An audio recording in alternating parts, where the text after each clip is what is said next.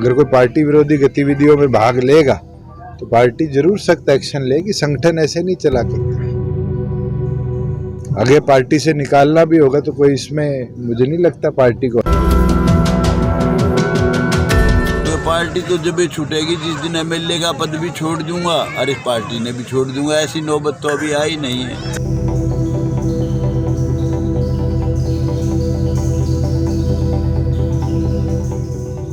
नमस्कार, मेरा नाम संजय मग्गू है और आप देश रोजाना देख रहे हैं।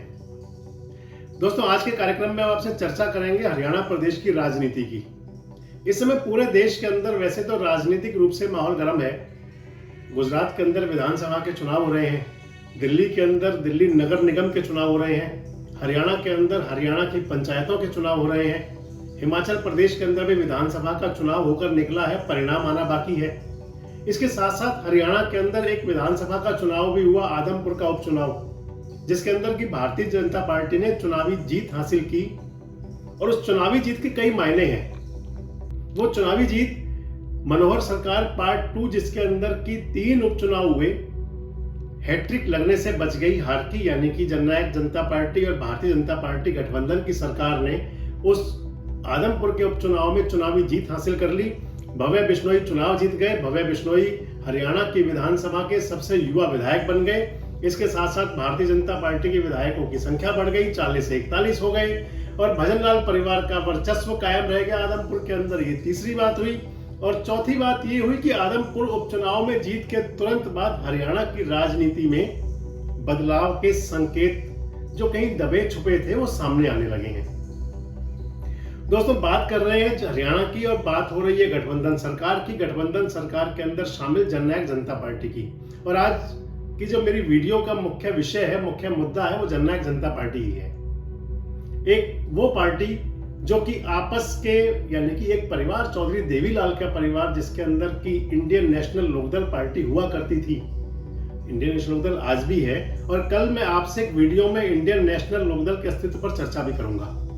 आज जननायक जनता पार्टी की है क्योंकि मैंने आपको बताया कि चौधरी देवीलाल की बनाई हुई राजनीतिक पार्टी से अलग होकर, चौधरी देवीलाल के पारिवारिक पार्टी से अलग होकर एक जो पार्टी अस्तित्व में आई, जिसका नाम जननायक जनता पार्टी हुआ और जिसके सुप्रीमो हुए अजय सिंह चौटाला और उस पार्टी के कर्ता धर्ता हुए, उस पार्टी के मुखिया हुए दुष्यंत चौटाला, दिग्विजय चौटाला, नैना चौटाला और उनकी समर्थक साथियों का एक जो इनेलो के अंदर एक ग्रुप था, उन्होंने अलग होकर के जननायक जनता पार्टी बनाई। आज उस मूल में नहीं जाएंगे कि उस पार्टी के बनने का मकसद क्या था, उस पार्टी के बनने का कारण क्या था।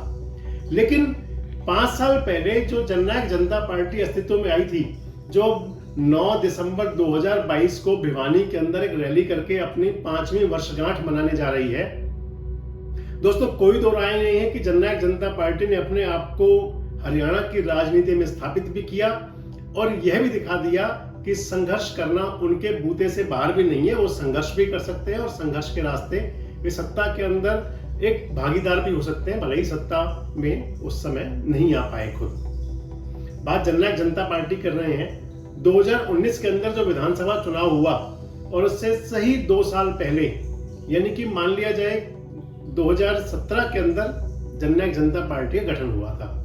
उसके बाद एक जींद का उपचुनाव लड़ा, फिर लोकसभा के चुनाव लड़े और उसके बाद में चुनाव लड़ा हरियाणा विधानसभा का। जब हरियाणा विधानसभा का चुनाव लड़ा तो 90 सदस्यीय विधानसभा के अंदर जननायक जनता पार्टी के 10 विधायक चुने गए। किसी पार्टी को बहुमत नहीं मिला। भारतीय जनता पार्टी को 40 सीटें मिली। जननायक जनता पार्टी ने भारतीय जनता पार्टी के साथ गठबंधन किया, सरकार में भागीदार हुई और दुष्यंत चौटाला हरियाणा के उप मुख्यमंत्री बने। 3 साल हो चुके हैं गठबंधन सरकार चलते हुए। लेकिन मान लें कि पिछले कुछ दिनों से, इसे कुछ दिन कह लें या कुछ महीनों से, गठबंधन सरकार में सब कुछ ठीक ठाक नहीं चल रहा। इस प्रकार के संकेत कभी भारतीय जनता पार्टी के नेताओं की तरफ से आ जाते हैं तो कभी जननायक जनता पार्टी के नेताओं की तरफ से आ जाते हैं। आगे बढ़ने से पहले बता दें आपको, कुरुक्षेत्र के अंदर जननायक जनता पार्टी की जो नेत्री हैं दुष्यंत चौटाला जी की माताजी विधायक है नैना चौटाला, उनका भी एक बयान आ रहा था कि अभी तक तो गठबंधन में सब कुछ ठीक चल रहा है लेकिन भविष्य का कोई पता नहीं।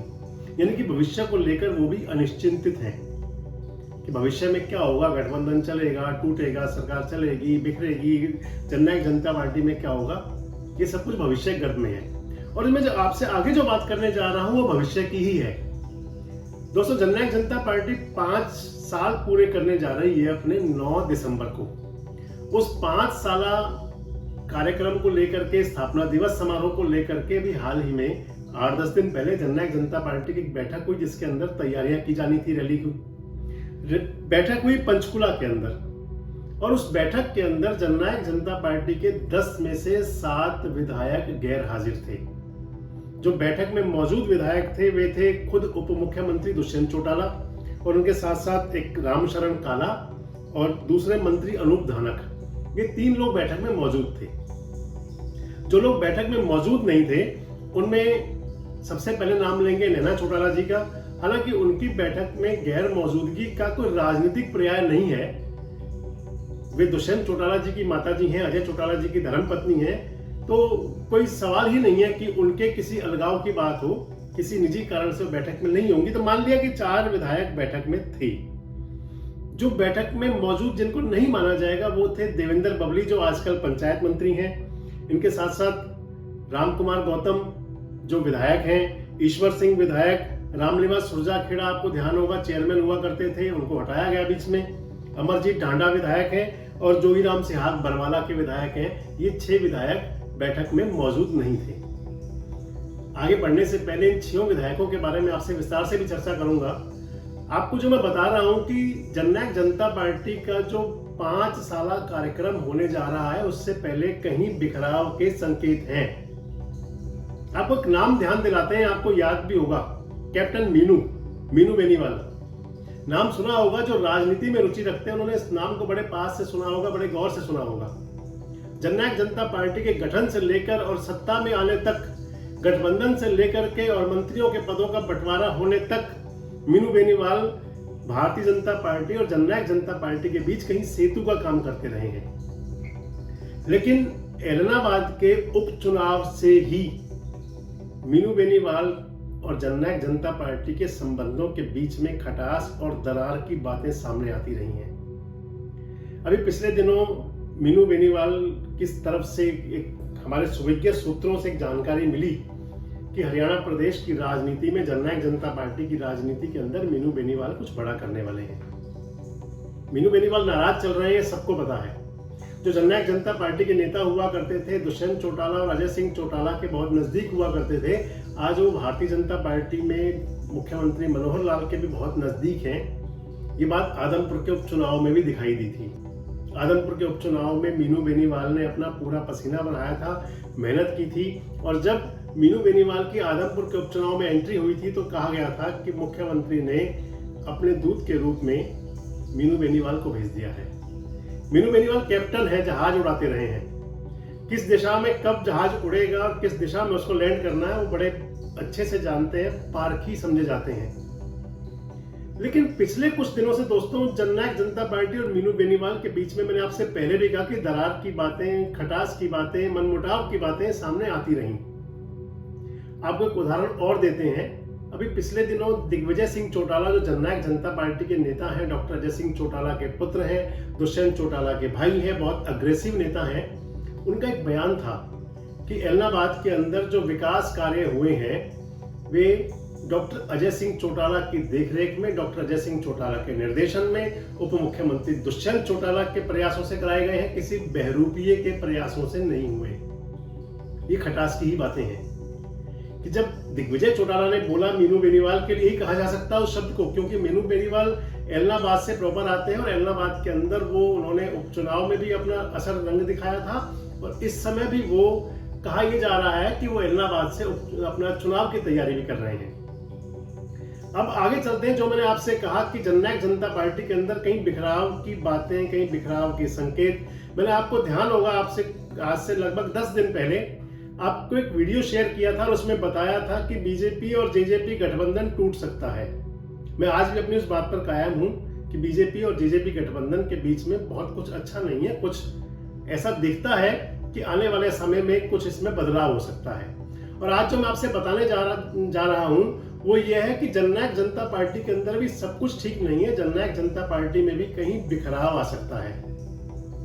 मैंने अभी आपको मीनू बेनीवाल के बारे में बातें की, और आपको ये भी बताया कि हमारे सूत्रों से एक जानकारी मिली है कि मीनू बेनीवाल 9 दिसंबर 2022, तारीख नोट कर लें, 9 दिसंबर 2022 जब जननायक जनता पार्टी 5 साल की हो जाएगी, उसके बाद में कुछ बड़ा करने की प्लानिंग कर रहे हैं।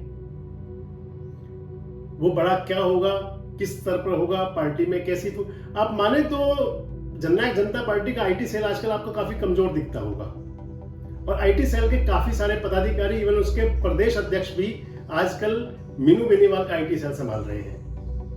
और मैंने आपको बताया भी अभी कि जो खटास, मनमुटाव और जो इनमें बिखराव की बातें हैं वो किस कदर हैं कि दिग्विजय चौटाला ने इलाहाबाद के अंदर अपनी सभाओं के अंदर जो बयान दिए कि किसी बहरूपिये ने विकास कार्य नहीं करवाए, आपको ये भी ध्यान होगा कि उसके बाद में अभय सिंह चौटाला के बयान भी आए और उसमें चाचा भतीजे में वाद विवाद भी हुआ। लेकिन उसकी मूल में उसकी जो मुख्य बात थी जिसके लिए कहा गया था, वो इशारों में काफी कुछ कहा गया था। और आपसे एक बात करने जा रहे हैं, मैंने आपसे कहा था जननायक जनता पार्टी के अंदर कुछ बड़ा हो सकता है। तो दोस्तों, जो लोग विधायक बैठक में शामिल नहीं थे, उन विधायकों में जो 6 विधायकों के बारे में आपसे चर्चा करने जा रहा हूं, पहले नंबर पे बात करेंगे देवेंद्र बबली की।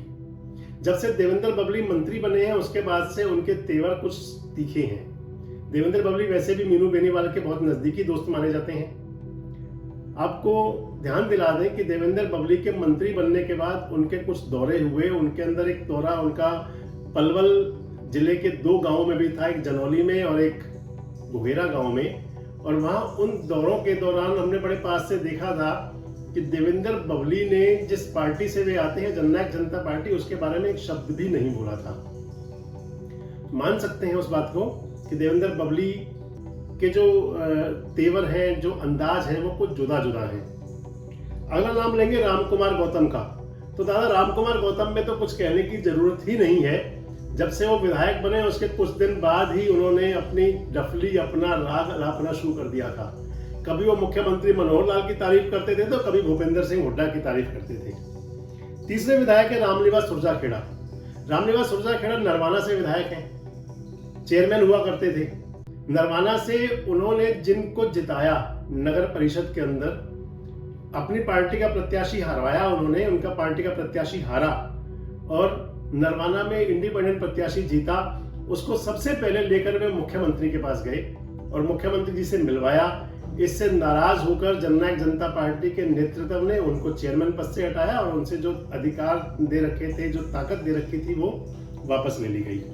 रामनिवास सुरजाखेड़ा भी बैठक में नहीं थे। अमरजीत ढांडा भी बैठक में नहीं थे। हालांकि अमरजीत ढांडा के बारे में ये कहा जाता है कि वे दुष्यंत चौटाला और डॉक्टर अजय सिंह चौटाला परिवार के नजदीकियों में शामिल रहे हैं, लेकिन जाने क्या कारण रहा कि वो बैठक में नहीं थे।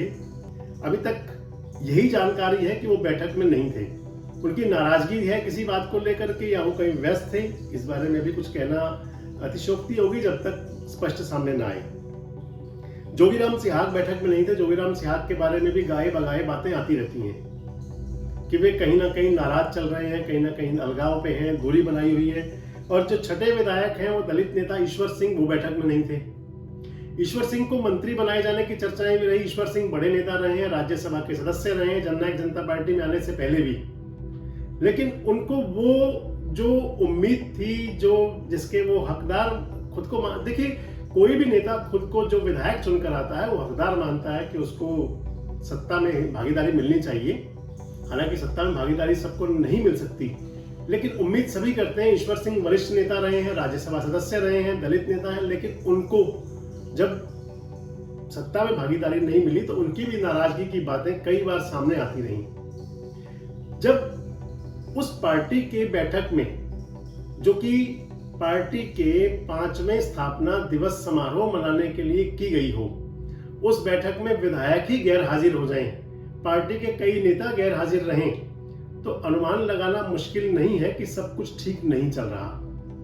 और मैंने आपको पहले बताया, एक बात फिर से दोहरा रहा हूं कि मीनू बेनीवाल के जो हमारे सूत्र हैं उनसे हमें एक जानकारी मिली है कि मीनू बेनीवाल 5वें स्थापना दिवस समारोह के बाद हरियाणा की राजनीति में, जननायक जनता पार्टी की राजनीति में कुछ बड़ा करने जा रहे हैं। और जो हमारे सूत्र कह रहे हैं वो ऐसा लग रहा है कि जननायक जनता पार्टी, जो कि हरियाणा प्रदेश के अंदर आज सत्ता की भागीदार पार्टी है, उसके अंदर कहीं ना कहीं बिखराव की और कहीं ना कहीं खटास की जो बातें चलती रही हैं वे और उभर कर सामने आ सकती हैं आने वाले दिनों में।